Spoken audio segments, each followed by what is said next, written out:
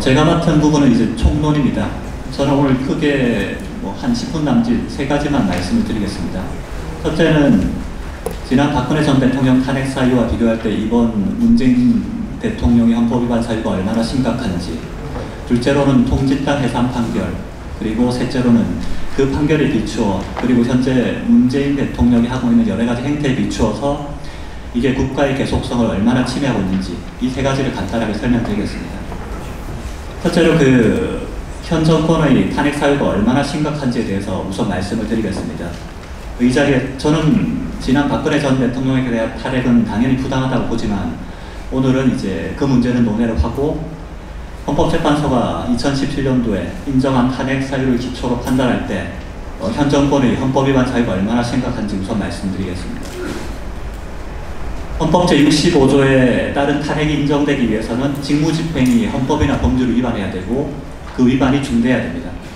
그리고 이에 더해서 헌법재판소는 헌법수호 의지도 고려하고 있습니다. 지난 박근혜 전 대통령 탄핵 사유는 크게 4가지입니다.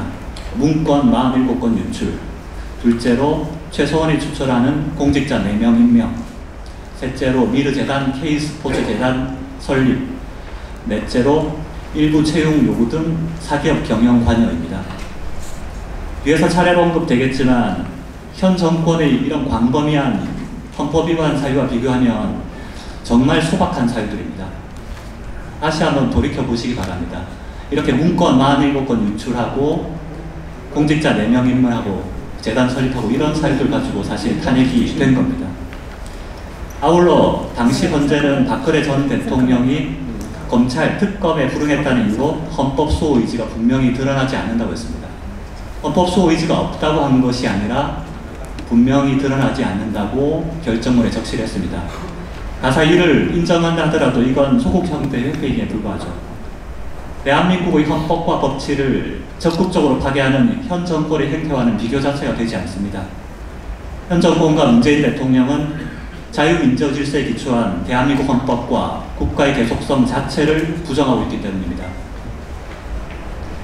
결국 지난 박근혜 전 대통령에 대한 탄핵 사유에 비교해서 오늘 논의될 탄핵 사유는 비교할 수 없을 정도로 중대하고 문재인 대통령에게는 헌법 수호 의지 자체가 없는 것으로 판단된다는 점에서 결정적인 차이가 있습니다. 이어서 통진당 해산 결정문에 대해서 간단하게 설명을 드리겠습니다. 더불어민주당은 통진당, 통합진보당과 야권연대를 했던 정당입니다. 그리고 현 정권에는 통합진보당의 색채가 강하게 나가 있습니다. 특히 통합진보당과 현 정권은 정도의 차이는 있지만 대한민국보다 어떤 북한의 정통성을 인정하는 쪽으로 경도되어 있는 점, 자유민주주의 자유보다는 사회주의의 사람, 민족, 노동을 강조하고 있다는 점, 최초로 북한의 핵실험, 북한 인권 문제, 3대 세습 문제에 대해서 옹호하거나 비판을 자제한다는 점에서 유사합니다. 따라서 현 정권의 정체성 분석을 위해서는 지난 통합진보당 해산 결정문을 일독할 필요가 있습니다. 이 자리에서는 그중 일부분만 잠깐 소개를 해드리겠습니다. 헌재는 해산 결정문에서 이렇게 얘기를 했습니다. 북한은 대한민국에 대해서 실제적인 무력 도발 행위까지 서슴지 않고 있다. 휴전 이후에도 미얀마 아웅산 외역 테러 사건, 대한항공기 폭파 사건 등 끊임없이 무력 도발을 해왔다. 2016년 10월 핵실험과 장거리 미사일 발사 실험을 계속하면서 한반도의 전쟁 위기를 고조시키고 있다. 제1, 2차 연평해전, 천안함 폭침, 연평도 폭격 등 최근까지 대한민국을 향한 무력 도발을 지속적으로 감행하고 있다. 또 현재 대한민국은 북한이라는 현실적인 적의 공격 대상이고 체제 전복 시도가 상시적으로 존재하는 상황이다 라고 했습니다. 그리고 헌재는 당시 통합진보당 주도 세력에 대해서 이렇게 얘기했습니다. 그들은 북한식 사회주의 실현을 민주혁명의 과학으로 둘러가라고 그런 용어 전술, 속임수 전술을 쓰고 있다. 우익 대 좌익의 싸움을 민족, 민주, 민중 대 반민족, 반민주, 반민족으로, 평화 대 전쟁, 통일 대 반통일, 화해 대 분열로 포장한다.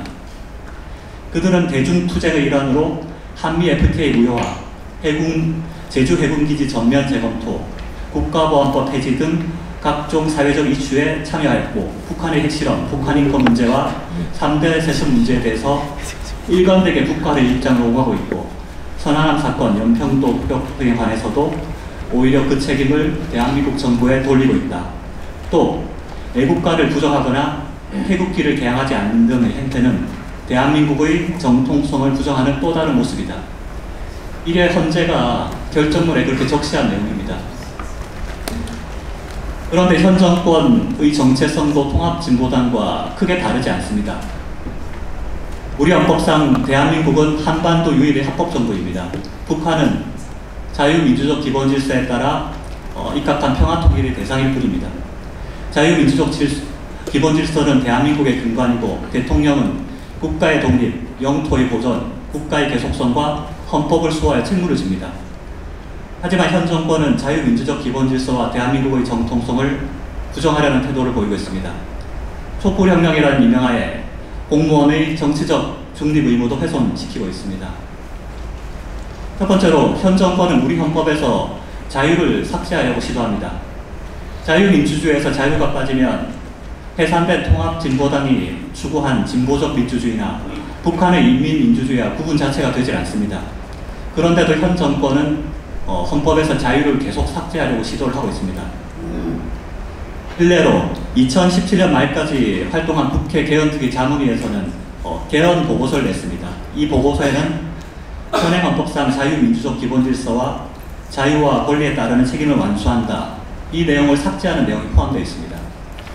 둘째로 더불어민주당은 2018년 2월 1일 헌법상 자유민주적 기본질서에서 자유를 빼고 민주적 기본질서로만 수정한 당론을 모았다고 발표를 했다가 4시간 만에 이를 철회하게 됐습니다. 대체로 2018년 11월 교육부는 초중등 역사 교과서 교육과정에서 자유민주주의, 한반도 유일 합법정부 등 문구를 삭제했습니다. 그리고 북한 세습, 북한 도발, 북한 주민인권 등 북한에 대해서 부정적인 표현 자체도 삭제했습니다.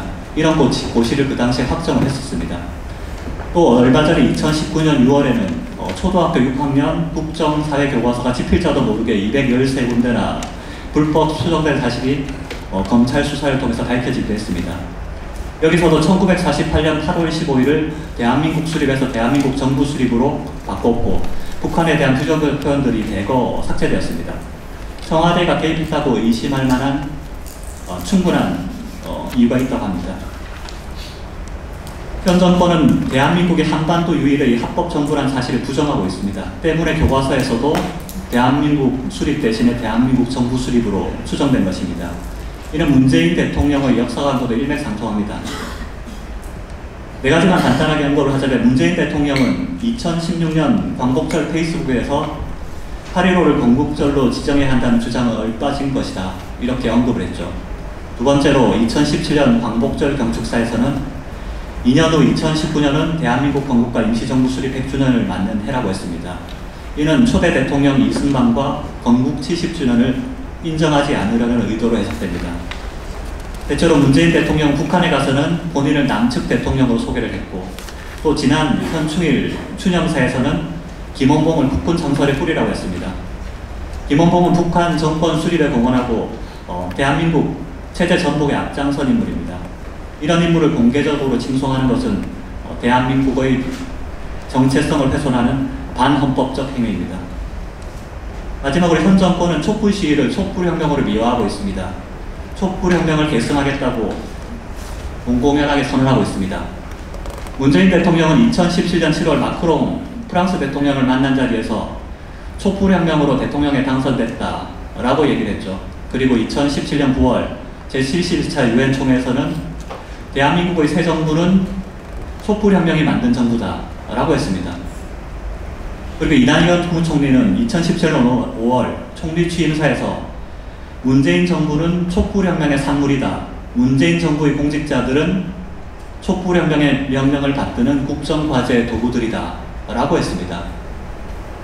대통령과 국무총리의 이런 발언들은 헌법 수호 의무와 공무원의 정치적 중립 의무에 대한 명백한 위반입니다. 또한 혁명을 강조하는 것은 법치주의에 대한 훼손이자 모욕입니다. 결론적으로 현 정권은 자유민주주의에 기초한 대한민국의 정통성을 부정하고 있습니다. 헌법 수호 의지라고는 찾아볼 수도 없습니다. 이런 점에 더해서 이어서 발표될 외교, 안보, 경제, 언론, 사법, 사회교육 각 분야의 헌법 위반 사례들을 종합하면 현 정권의 헌법 위반 사유들은 충분히 인정될 거라고 봅니다. 예, 감사합니다.